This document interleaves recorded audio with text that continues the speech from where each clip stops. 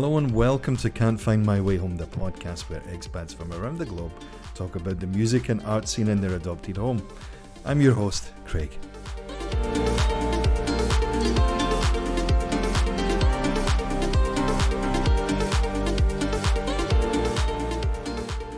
How about a top five, Mark? Go for it. Guilty pleasure. Been asked this before, and I have difficulty with this question because, for a start, I don't really know what's supposed to be hip at the moment anyway. Almost a decade in Haiti and Mali, and so I don't really know what I'm supposed to like and I'm not supposed to like. And generally, if I like something, I like it, and I don't really apologise for it. I mean, my guilty pleasures tend to be, you know, an extra glass of wine while cooking, like, you know, or a sneaky little nightcap when everyone else is going to bed. I had a look through, you know, today I read an article on the sort of Grammy nominees and stuff, most of whom I'd never actually heard of. On listening through a couple of those, like the Billie Eilish song, I thought was pretty good. The James Bond one she did, I had listened to it the other day again because a friend and I were talking about Billie Eilish, and I don't know what the James Bond theme's called. Whenever that Bond movie comes out, whenever it is, next year or this year or whatever. But yeah, it was like, man, I remember when James Bond themes had like, they got you in the first 8 bars, right? You know, that was it. But this song just goes on for like 4 minutes, and then the last 20 seconds, the strings come in, and then it ends. I was like, come on. It was a bit gloomy for me, you know, for a Bond theme. I mean, I haven't actually heard that. Like, you know, I've been kind of a bit cut off from I heard the Weeknd for the first time. I mean, I knew who the Weeknd was. I just had no great desire to go and listen to him or check it out. But I saw the thing he did at Super Bowl, or I saw a clip of it or whatever, and I was like, oh, that's actually quite catchy. And then I remembered I'd heard that when I did Take On Me in 1984 or whatever it was, it's the same riff, you know. I was like, I knew I'd heard it somewhere before, you know. So, but it was actually pretty good. I thought it's a decent kind of pop tune and all that. I mean, I listened through a few of the kind of sort of Grammy nominees for, like, you know, best record, and, you know, to be honest, there was nothing that really I thought was terrible, and there was nothing that I thought was very good. I didn't really know any of them. You know, I have to confess I'm a bit cut off from all of that. Well, we can put this next question will help put that to rights then. So who should we be listening to? Who should we put on our playlist that you would recommend for us? Kind of bombarded with so much stuff that it's difficult to kind of identify things. So some people that I know and have seen, a guy called Emde, is a Malian musician who's now based in Montreal or Quebec somewhere. EMDE. Who's a really talented singer and player of the something approaching a camel and goni. It's a kind of like a West African harp. He's a great singer and musician. Sarah Bethe Nelson, great songwriter from San Francisco. That'll do for a start. That'll do for a start. We could always put one. How many albums have you actually done yourself? Speaking of that, though, we talked about the last one you did and the most recent one. What's your discography so far? Solo albums?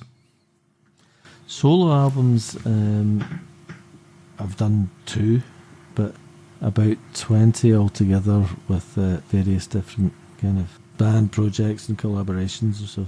So about 20 or so. Are you much of a karaoke man, Mark? What would your go-to karaoke song be? I've never actually done a karaoke, but one thing that will always get me up dancing and singing along is kind of old Stones stuff. Right. You know, Jumpin' Jack Flash or Gimme Shelter or whatever. Well, yeah. It's not karaoke, but, you know, if I've had a few drinks and somebody sticks that on loud, then I'll probably be up there. You're good to go. Do a Mick Jagger impersonation. Just between you and I, since we're the only ones here, right? But I was in a Stones band for maybe the last, I can't we started in 2010 or 2011. Yeah, 2010, maybe even before that. And we finished in 2018 or 2017 when I left South Korea. So yeah, I did a lot of Stones songs in my time, but they were great fun to play, right? You know, but we did some kind of more obscure stuff in there as well, like Midnight Rambler and all that stuff, and 10-minute songs you can jam in the middle and all that, and some really cool stuff. So yeah, I've had some good fun playing Stones songs over the years. I've had a few amusing experiences with Stones songs. was it one time back in like in the late 90s, we were playing in there was a little Irish bar in Berlin that we used to play in, and the owner of the bar was a huge fan of the Stones, so we always knew that we'd play a few Stones songs and we'll get an extra round of whiskey. So get a bit of Dead Flowers in or something like that, a bit of Dead Flowers, a bit of Sweet Virginia. Can't beat it, right? You get a little single malt in there. At a certain point, his wife said, "Oh, it's I can't even remember his name, but it was his birthday coming up, and it's like, would you be up for doing?" It was me and my friends Joe and Keely. It was like, would you be up for doing a whole evening of Rolling Stones songs for his birthday? I was like, yeah, sure. And between us, we knew enough Rolling Stones songs to go on for 4 or 5 hours. And it was great fun. The whiskey was flowing, and various of the people that were invited to the party were other bar owners, so they all wanted a Rolling Stones evening. And to do it once was fun. To do it the second time, it lost the mystique or the magic to it. Lost the mystique. It's like, okay, we'll do Satisfaction, all right. And then we ended up agreeing to do a third one, which ended up staying up all night drinking with a friend, and I was just not interested in this gig at all. So I'd been drinking for 36 hours by the time showed up for the gig, and then did an impersonation of the time that Keith Richards fell asleep during Full to Clack. Right? But at least it had the result that we were never asked to do it again. Mission accomplished there now. Oh man! And another occasion, came back from a gig to find my flatmate rehearsing with his bandmate. This is 2:00 in the morning, and came back from a gig. They were rehearsing for a competition because they'd reached the final of a competition doing Rolling Stones songs for the radio in Berlin. I came back from the gig, having had a few drinks, and so I grabbed a banjo and joined in with them. So we ended up jamming Rolling Stones songs all night, and every so often the final of the competition was at 9:00 the next morning, which is a terrible time to have a competition. Rolling Stones songs. It's quite inappropriate, I would say. I would say. So every time we're like, oh, well, I've got another bottle of whiskey in the cupboard. Should we have a drink? It's like, well, what would Keith do? He would probably have another drink, wouldn't he? Okay, let's have another drink. So we ended up drinking all night, and I got co-opted into the band, and then we went to the radio show. There was all of these German Rolling Stones cover bands who had all practiced to perfection for the previous. Get your open tunings and your 5 strings and all that caper, right? So we stumbled up absolutely fleeing and did Sweet Virginia and I can't remember what else. We didn't win the thing, but the judges did give us a special mention for probably being the most authentic. There's a certain aroma when these guys come into the room. Not an aura, but an aroma, Oh, that's quality, man. Yeah. So that was a short-lived experience, if eventful nonetheless. Yeah. Nicely done. You've played in so many places in so many countries, Mark. What is there a venue that stands out for you, or maybe a venue that you haven't been able to play at yet? A venue that stands out for me that I played in many, many times is I don't know if you know the 12 Bar in London. I don't know. In Denmark Street. It's a tiny little venue, but it was going. I mean, it's closed now. Criminally, I think the whole of Denmark Street has been demolished and turned into some hipster thing, whatever. I think even worse, like some sort of shopping centre with some sort of music theme or something. Like that. We should say for anyone listening, Denmark Street was basically where the instruments were primarily bought and sold, right? Or sold anyway. The music shops. And like the Sex Pistols practiced. Right. Like, the 12 Bar was going for like 50, 60 years, and everybody played there. It's a tiny, tiny little venue. When you stood on the stage You had the balcony was about at your forehead level, about a metre in front of you when you were standing on the stage, and then everybody else was down there. There was a capacity in the actual concert room of about 50 people, packed in. A wonderful place to play. Which my first solo album was actually, it was a double album. The second disc was a live album from the 12 live at the 12 bar.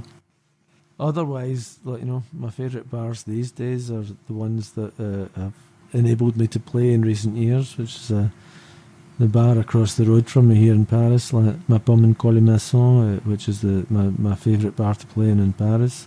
And the village down the country where we spend a lot of time is the bar called L'Escale in Saint-Louis, which they were really proud of. The first tour that I did with Craig and Hannah's, printed a flyer with all the gig dates on it, and the dates were Antwerp, London, Paris, Saint-Louis. So they've always kept a copy of Whereabouts is it? Speaking of that then, geographically. 200 kilometres south of Paris. Okay. On the Loire. All right. So, a kind of sleepy village type. Otherwise, it's a sleepy village. It's a sleepy village, but it's a sleepy village that still has a heart, because so many villages no longer have any kind of, bar, restaurant, boulangerie, whatever. There, it's a bar, restaurant, grocery, post office, tobacconist. I've had at least 15 fantastic gigs there. Brilliant. The village turns out and everybody from round about, and it's always good fun. A bit of a soiree, to use the Glaswegian as well as the French, maybe, Indeed. And it's much less prestigious than other venues that I played in, but always good fun. Feels a bit more like something a bit more real or a bit more earthy in that respect then. Aye. That's what it sounds like. Champion. Last question for you then. How about someone you don't get? You know that way when you're talking to a musician, or maybe we just talked about the Stones there for a while, it had a kind of a shelf life, as it were, Or to listen to the songs is alright, but is there someone you've listened to and you just think, oh yeah, I don't get it? I don't know. I mean, I saw a gig maybe about a year ago of Baxter Jury, Ian Jury's son. Okay. And everybody it was in a little bar in Paris, and everybody was raving about it, and it was, and I just didn't get it at all. This kind of lo-fi folk thing that I'm really proud not to be able to play my instrument. It's like, oh, you're Ian Jury's. You're like, what? You should be able to. There's no reason for not to be able to play your instrument, or at least a wee bit, And I just didn't get it at all. I've subsequently heard a couple of songs of his that from records which were okay, but it was like, I just don't get this. No. Especially as a live experience, it just didn't. I'm not really a fan of this kind of lo-fi folk thing, where you kind of clink about with, just play the bloody song. If the song's good, just play it. But nothing to lose. Is there someone else, like in your local Parisian scene, that you might recommend to us? Just since you talked about the neighbourhood, the venue, and all that. I mean, the best gig that I saw. I mean, obviously there haven't been any gigs recently in Paris, but maybe back a year or so ago, just round the corner, saw Jupiter and Oquest International.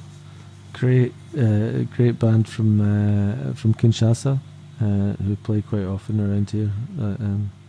That's kind of the best gig I saw around here recently. Well, Mark, it's been an absolute blast. It's been nice to kind of to say "I" quite a lot and use other kind of words that other people might have some difficulty with. But I think between the two of us, our accents have been quite, I wouldn't say polished over the years, but they've been, the rough edges have been maybe buffed out a wee bit. I mean, this is the thing about being expatriated, particularly from our part of the country, is that you tend to kind of refine, polish your accent. When you start having a couple of drinks and speaking to a fellow native, then my accent may have come back a bit stronger than usual when talking to French or German people.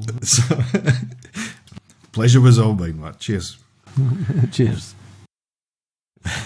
Actually, a Dortmund story that I forgot to tell was once ended up meeting up with a guy. We played, and I can't remember what. It was some kind of folk club in Dortmund, and we met up with a guy who was a hairdresser in the British Army, like a barber in the British Army. But it turned out that he had actually written "Don't Blame It on the Boogie," which was covered by Michael Jackson.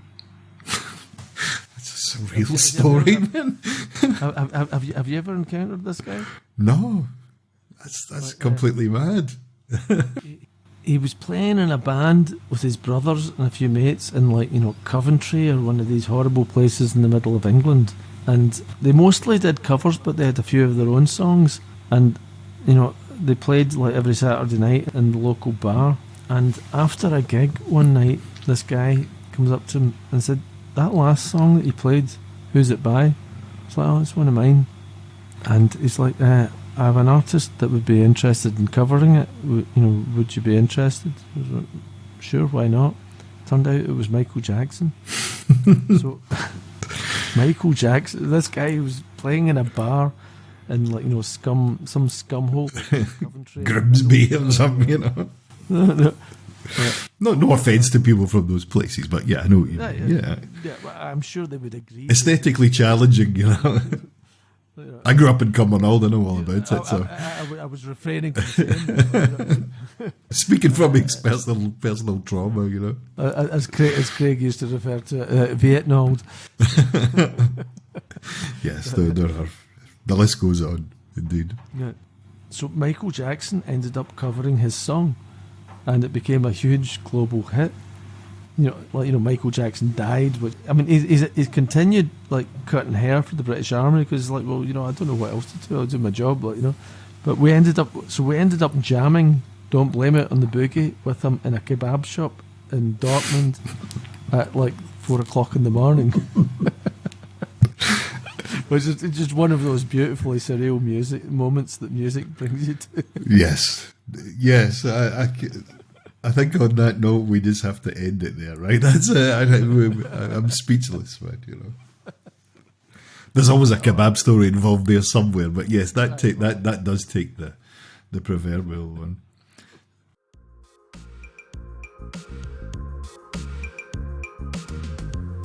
You can follow Can't Find My Way Home on Instagram at can't.findmywayhome, on Facebook at Expat Music Pod, and of course you can find us on Spotify, Anchor.fm, Apple Podcasts, and wherever you get your podcasts from, you'll find us there.